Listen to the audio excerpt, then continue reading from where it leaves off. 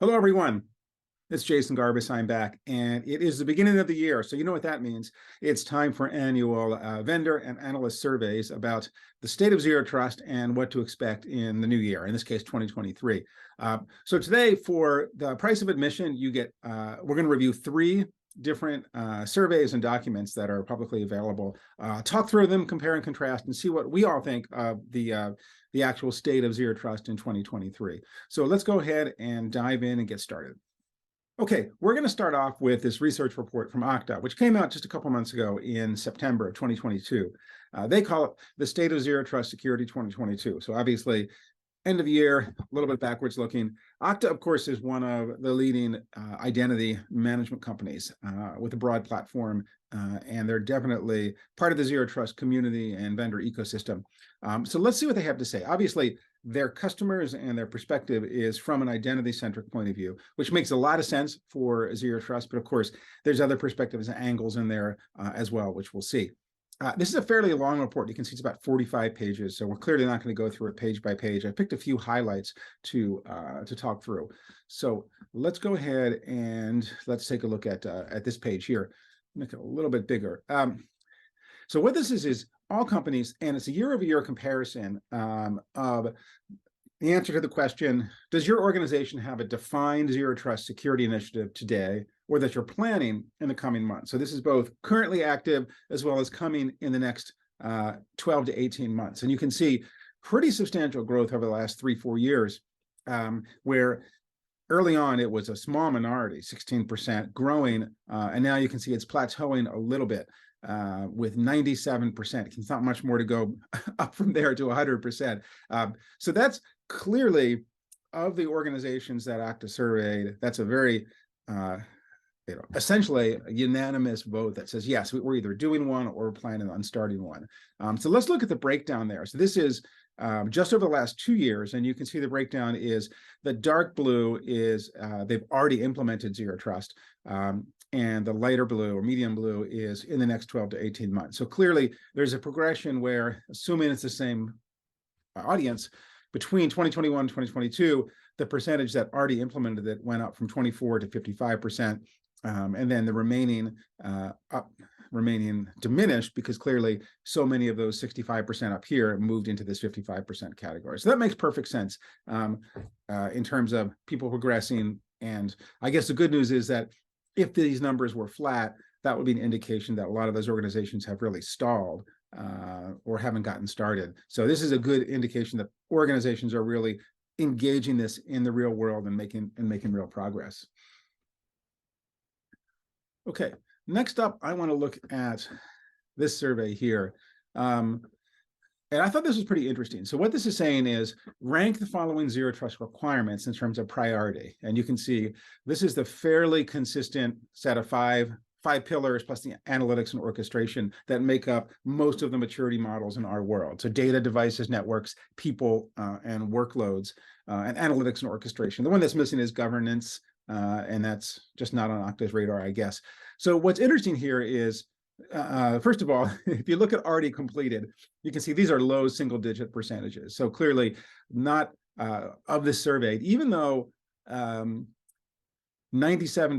say that they're active. And if I go back for a second, 55% they've already implemented zero trust as an initiative. Clearly, this is a good indication that kind of as integrity check, right? Zero trust isn't once and done. It's an initiative and a program that you keep doing. So it's pretty sensible that only 4% of the people think, okay, yeah, I'm done with data, I'm done with devices, and really it's things that are ongoing. Let's take a look at these other three. So you can see it's ranked by priority: critical, high, and moderate priority, with light purple as a low priority. And what's interesting about this is that data and devices are really basically tied in terms of critical priority, and almost tied in terms of high priority and moderate priority. And then you can see network, it lags behind a little bit in terms of critical, and even adding these two up, then down to people and workloads. So it's really interesting that data is such a emphasis, even though really as an industry, and maybe this is why, right? I don't think we've really solved data protection. I also find it there's a little bit, at least in my mind, a little bit of fuzziness between data and a workload. In most cases, people aren't accessing, in many cases, people aren't accessing data directly, right? If it's structured data in a database, for example, it's almost exclusively accessed, at least for normal users, through an application that is a workload. If it's unstructured data, documents, files, and things like that, then clearly they are accessing it directly. They're accessing the data directly. So I don't know how much to read into this, whether people think about data and just thinking about this as structured file-based data, or they're also thinking about the data they access through the workload. So there's definitely, in my mind, I think, to me, workload should be a higher priority to this. I can't argue with the survey results, right? This is just my opinion, but I wonder how much of this a big emphasis on data would also or could also be addressed by securing workloads through zero trust access policies to those workloads, combined perhaps with application access policies. I don't have access to the raw data here. It would be really interesting to do some follow-up or think about how those two might be tied together. All right, let's look at a couple more things here in Okta. This one is a little bit self-serving. The question is, among the C-level respondents, how important is identity to your overall zero trust security strategy? And you can see that of these folks, 98% said that it was either important or business critical, and only 2% it was neither important nor unimportant. Now, clearly, this is a little bit of a self-selecting audience, given that these folks are probably all Okta customers. They probably all do treat identity as an important element. Having said that, even if they weren't Okta customers, even if this survey weren't sponsored by Okta, I would still be reassured by and expect that identity would be considered either important or business critical, because it really is an important part of it. So I don't want to kind of put any doubt in your mind or question the results. I think this is a pretty healthy response, even if it comes from an identity vendor. All right, one more data point from Okta that I wanted to compare or talk about briefly, which was this regional comparison. So Okta broke down the data by the region of the organization. You can see Asia Pacific is in the maroon, EMEA is in the orange, North America is in the teal, and Global 2000, which is not a region clearly, in the green. And they're the three of these are pretty well clustered down here. And what this scale is looking at is the balance between focusing on usability up here on the left or security on the right. And obviously the midpoint is 3. So what's interesting is that these 3 all emphasize security more than usability, and the Europe, Middle East, and Africa organizations emphasize usability a hair more than security. So I don't know what to read into that. It is interesting that in general, Europe, especially with GDPR and their privacy protections, is actually more aware and more controlling around security, at least around privacy from that perspective. And maybe that's why these organizations, they kind of take it for granted, right? Hey, we work in the European Union. We have these fairly strict privacy requirements already imposed on the enterprises that we work with. So maybe they're thinking that part of the problem is solved, or at least has some controls around it. And maybe that's why they say, okay, given that, we really need to emphasize usability. Whereas in other regions, perhaps they feel, no, we got a lot of problems and weaknesses in security, and there's no universal level of maturity because of GDPR. That could be why. That's just a possibility. All right, let's take a look. Let's shift here and take a look at Zscaler. So this one came out in just a few weeks ago. They call it the State of Zero Trust Transformation 2023. Zscaler, of course, is a leading zero trust platform provider. So let's take a look what they have to say. This is, again, is a very long report, 40 pages here. I wanted to pick just a few of these and talk through them. So in this case, what the respondents say is that 68% of the respondents, of the IT leaders, they either agree that secure cloud transformation is impossible with legacy network security infrastructure, or that zero trust network access has clear advantage over traditional firewalls and VPNs when it comes to securing remote access to applications. It's I think it makes sense to combine those things. I mean, what they're clearly trying to do is get a headline that says, okay, 2/3 of organizations think this thing, which is very forward-looking and really essentially embracing zero trust. I am certainly a big fan of taking zero trust, and I'm a strong believer that secure cloud transformation is impossible with legacy network security infrastructure. That's for sure. And I also agree that zero trust network access has clear advantage over traditional network or remote access solutions like VPNs or network security solutions like firewalls. So I certainly agree with that 68%. It would be interesting to look at the 32% who didn't agree with that and to try to understand their thinking a little bit. Okay, let's take a look at okay, this 90% number. So it's a good headline, right? More than 90% of organizations that have started their migration to the cloud have implemented or in the process of implementing zero trust security in the next 12 months. There's a couple of layers here. They're basically saying is organizations, forward-looking technology adopting organizations are the vast majority of them are already embracing zero trust. And that makes sense, especially as you move to a cloud environment, but in particular, infrastructure or platform as a service, a little bit more than software as a service. Zero trust makes a ton of sense for a lot of reasons that we talked about in this, on my chats and writing and things like that. So I thought that was interesting and certainly a good data point. Here it is. This 54% of IT leaders indicated they believe VPNs or perimeter firewalls are both ineffective at protecting against cyber attacks or providing visibility into application traffic and attacks.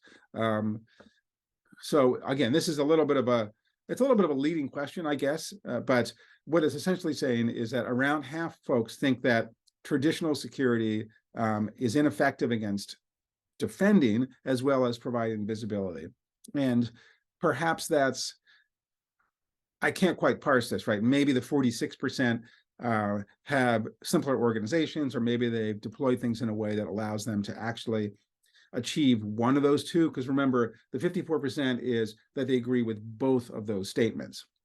Okay, let's take a look at this. The main barriers to leveraging the full potential of the cloud. So this is clearly check more than one because this adds up to a lot more than 100%, but almost half say that the challenge of securing data in the cloud, and this is why wouldn't you adopt the cloud? And I think that that's reasonable, but perhaps a little misguided only because I think in many organizations, the on-premises environment, their traditional environment, does not do a very good job at securing data. And moving to the cloud environment typically does a couple of things. One is you're moving to a professionally managed, environment that is probably much more highly available and resilient than what you're running internally. Not always, but usually. It also, because you're moving things, you're deliberately taking a step to look at your data and think about your access and your processes around that. And that's a great catalyst for you to not just adopt zero trust, but to rethink around who should have access to what, and to start with a little bit of a clean slate in terms of the data and how it's categorized or classified and who has access to it.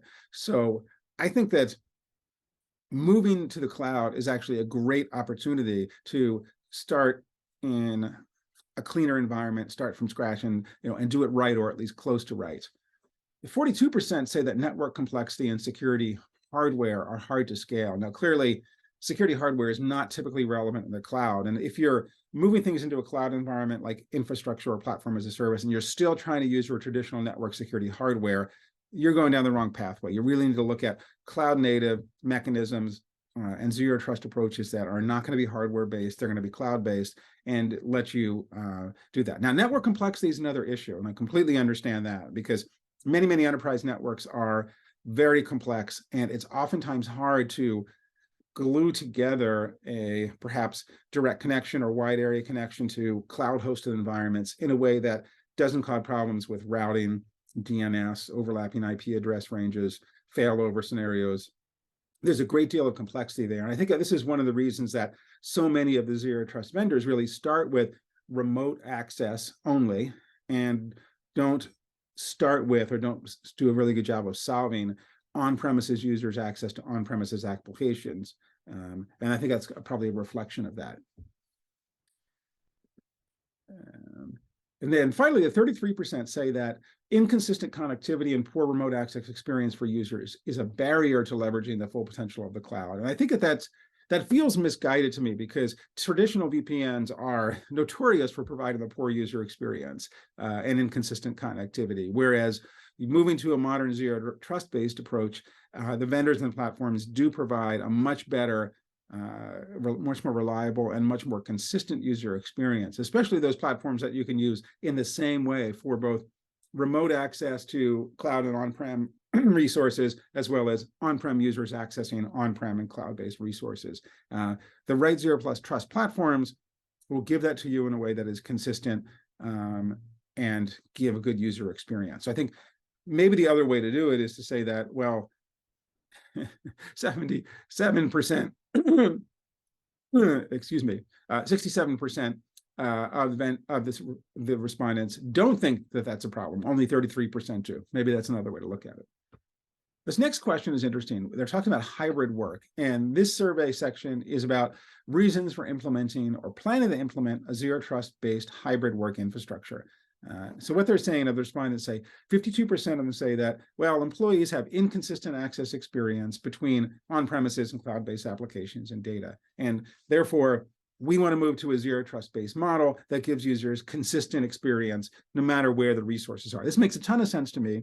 And I'm a big fan of doing this, what's sometimes called ZTNA everywhere or universal ZTNA, where regardless of where the user is, whether they're on premises or remote, and regardless of where the resources are, they get the same consistent experience and they use the same mechanism to connect.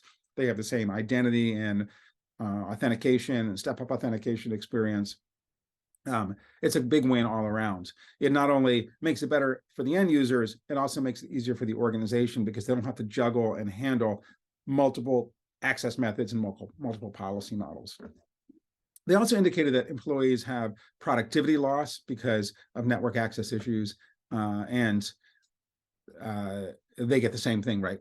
Not able to access apps or data from personal devices. And both of these things, of course, can be addressed with zero trust. But what's interesting about really all three of these, that these are not technical or security benefits. These are business benefits. Now you can make your users, your employees, more productive at doing whatever their job is. And that's a big win. And that's a good reason to highlight when you as a security professional are looking to promote or sell or start a zero trust initiative inside of your organization. Okay, now I want to wrap up here. I'm going to skip ahead to the recap slide if I can find it. Here we go. So the three main recommendations from the Zscaler one are: organizations need to reconsider their understanding of zero trust, looking at it as an enabler of secure digital transformation and a driver of business outcomes. So I think this is really important. We're security professionals. We love thinking about and talking about security, and zero trust, because it is a security-oriented strategy, tends to kind of drive our mindset that way. But really, it's much bigger than that. And in order for us to get our organizations to adopt it, to really not just adopt it, but embrace it and support it enthusiastically, we need to be able to talk about that in business terms, in things that they understand, whether it's financial benefits, user productivity benefits, or business agility. There's need to for further education to dispel the fear, uncertainty, and doubt around zero trust. So this one's okay. It's a little bit around security has, in many organizations, a reputation of being the Department of No, or blockers, or the business impediment division. And I think this is really around shifting that and helping. I'm a big fan of security organizations recasting themselves as partners to enable business productivity. And zero trust is sometimes viewed negatively, especially the name. Sometimes non-technical people view this as almost an insult. They're like, wait a minute, you're telling me you don't trust me? So there is sometimes some internal politics or internal selling that needs to happen. I think that there's so many non-technical and non-security benefits of zero trust that security teams really should embrace that. And I think that's really a combination of what I said between 2 and 3, where really this type of secure business agility can be a competitive business advantage. Not only are you more resilient, not only are you spending less time and effort on meeting compliance controls and reporting them and satisfying auditors, but you actually have the ability to innovate and create new value and do new things that you couldn't do before. Okay, so let's talk about the third one, which is by my friend Chris Steffen, Managing Research Director at Enterprise Management Associates. And this one is called Advancing Zero Trust Priorities. And if we look at this, let's dive in. This one is about 12 pages, so it's a little more compact. So the first question is your organization investigating or planning a zero trust project? So interesting here is this number here, 61.8%, is considerably lower than both the Okta and the Zscaler numbers, which were closer to 90%, or I think 98%.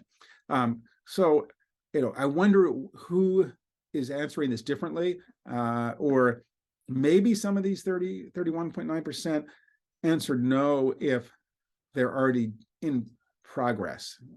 I don't know exactly how to parse that. I think that it could just be an artifact of the survey respondents. I mean, this is still a healthy number. I would expect it to be higher. But it could be that the organizations that were surveyed here are a little bit more conservative. Let's take a look at this. What's the primary driver? So data security, data protection, a clear top driver here. So that's consistent with what we saw in the previous surveys. So that's clearly a problem and a challenge for organizations. Notice here some of the number 2, cloud adoption, cloud access, another great reason to embrace zero trust. And that's a very healthy second driver for this. And improved IT management is the third, where zero trust will give you better visibility for a variety of reasons, because you're using more modern tools, because you're using a default deny model that forces you to have a good set of assets, an asset inventory, and forces you to define policies around who can access what. Okay, so this is asking the question of the folks who said that they're not planning a zero trust initiative.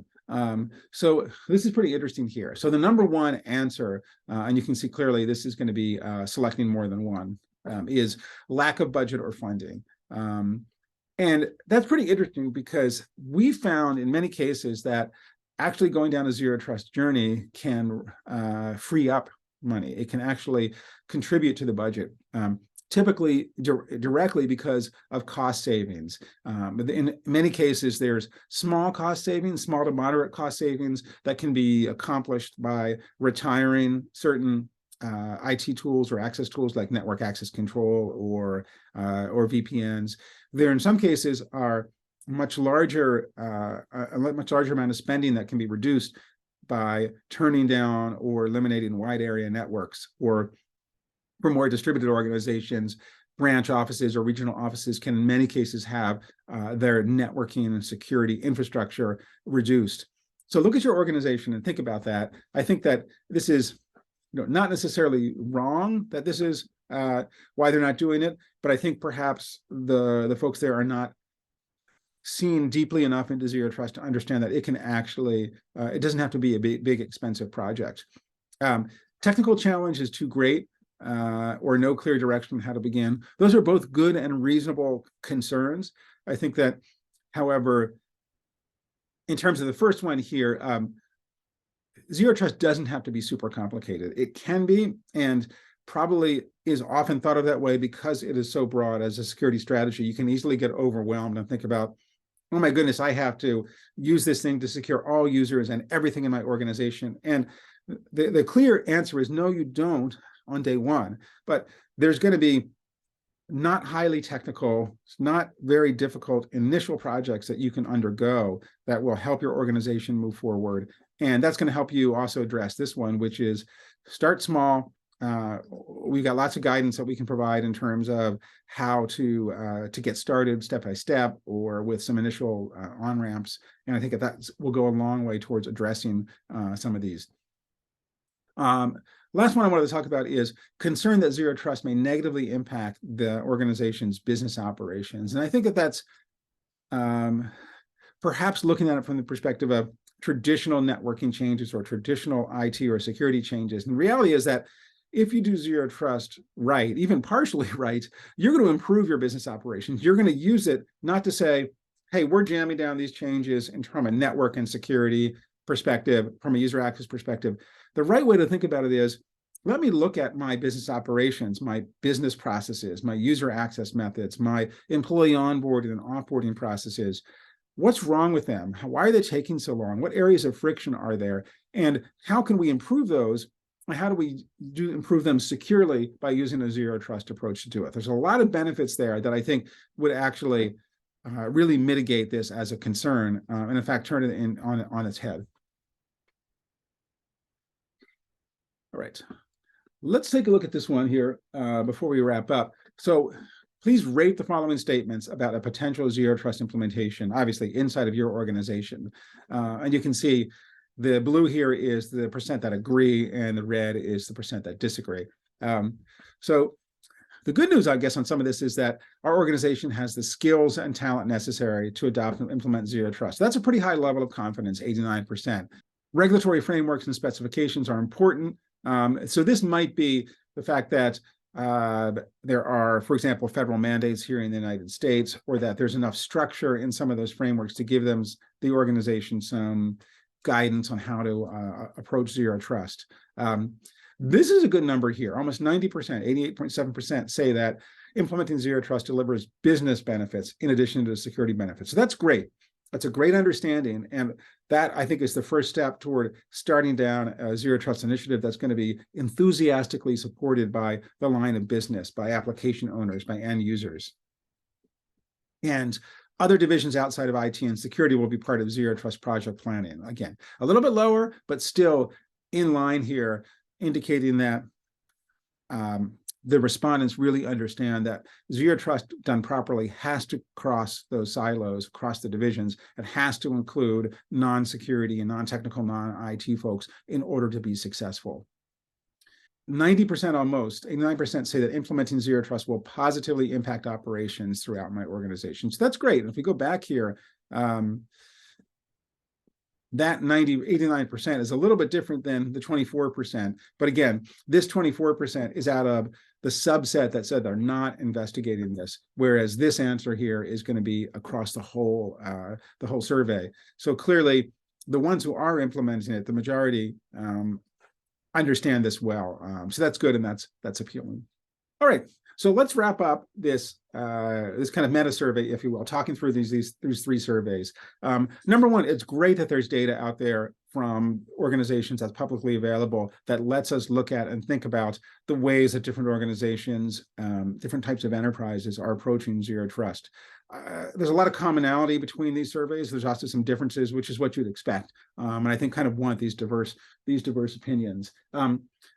I'm really encouraged by this in terms of the percentage of organizations surveyed that are adopting and embracing zero trust, and the barriers that are perceived, I think, are all easily overcome in terms of education. I think we as an industry need to do a better job of highlighting some of the case studies and benefits, whether they're qualitative or quantitative, to be able to share how different enterprises in different sizes, of different shapes and different locations have approached zero trust and the benefits that they've gotten out of it. I think as an enterprise, we would love to have you share and talk about how you've approached this, the challenges that you had, and the benefits that you've gained from it. I think there's a lot to be said for communicating that among our peers, which are all really early days in terms of zero trust. Even though it feels like zero trust as an initiative, as a strategy, is ubiquitous because 80 or 90% of organizations are doing it, it's still early days in terms of, I think, substantial, solid, meaty wins and benefits that we can talk about. And it's very, very early days in terms of quantifying that. And I think that those are areas of future work that I'm looking forward to. So thank you for joining. Please reach out with any comments or questions, and would love your feedback. Thank you, and have a great day.